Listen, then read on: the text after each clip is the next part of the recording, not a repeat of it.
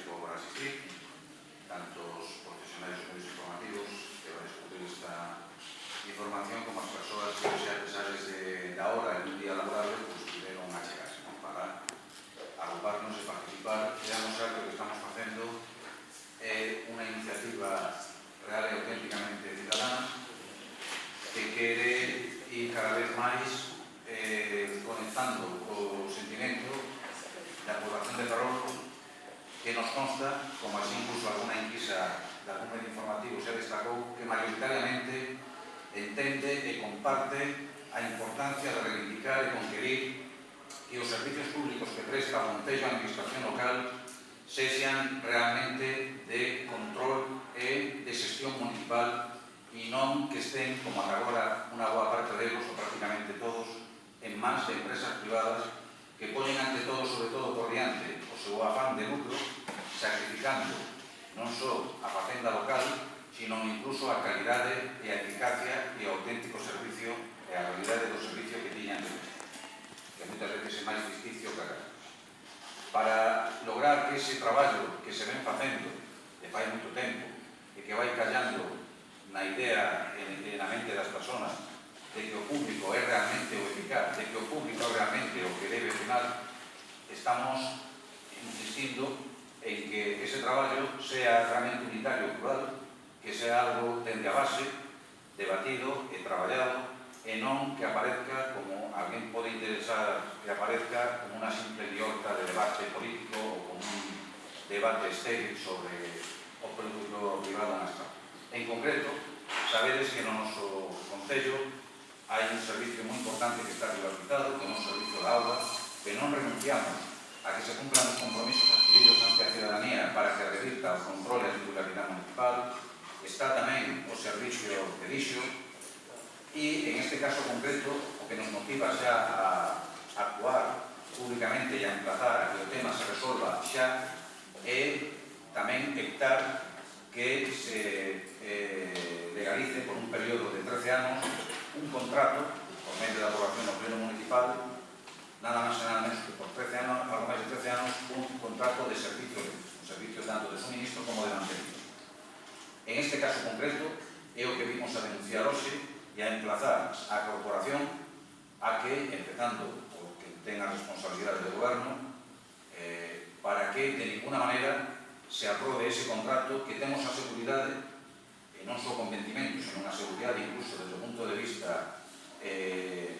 digamos profesional, jurídico, de que ese contrato que teóricamente deixou atado, ben atado o anterior goberno municipal de Rei Varela, non está tan ben atado como se nos conta e pode ser perfectamente renunciado e pode ser perfectamente eliminado da orden do día a aprobación, me refiro ao Pleno Municipal, para ser sustituído por a renuncia e para, en todo caso, buscar unha solución que pase por recuperar, como digo, o control real e auténtico do Concello sobre ese sector. Insisto que temos argumentos, e non só argumentos, sino elementos de base jurídico e experiencias que se están dando en outros concellos galegos e do Estado español para decir que é posible e é necesario renunciar a ese contrato, que FCC, Fomento de Construcciones y Contratas, son as empresas do I-35 e o socio local que se buscou en Ferrol non se ven en ese pastel e que en todo caso hai alternativas. Non vamos hoxe a decir exactamente que é un debate onde hai diferentes opinións de cal é a alternativa para buscar ou para aprobar inmediatamente para que ese servicio sea de control e titularidade municipal, pero sino que estamos todos e todas de acordo en que ese contrato debe ser renunciado e non pode ser aprobado. Decir tamén que este asunto, aparte de que está adquirindo unha dimensión social no debate diario das xentes do noso Concello, xa tuvo, como sabedes, unha repercusión importante no último pleno ordinario do Concello, unha moción, en este caso fora presentada por o DNG, e fora tamén aprobada e apoiada por todo o PSDG e PSOE. Hai tamén denuncias que se acaban de formalizar incluso ante o Valedor do Pobo. Hai xa un expediente feito por un grupo de ciudadanos, e iso nos explica que non haxa máis denuncias ante o Valedor do Pobo. O expediente ten xa numeración N7U/12398/16, digo para que se sepa que, verdad, que o Valedor do Pobo vai intervir haya posibilidad, non renunciamos a ela, en función de como se resolva o debate político e acordo plenario, de acudir como cidadáns, como colectivo, ao Tribunal Administrativo Central de Recursos Contractuais, porque temos clarísimo que a base legal a temos para denunciar este contrato por residuo, non só para os intereses do povo ferrolán, sino incluso porque incumple normativas legales e jurisprudencia ao respecto. Tribunal Administrativo Central de Recursos Contractuais.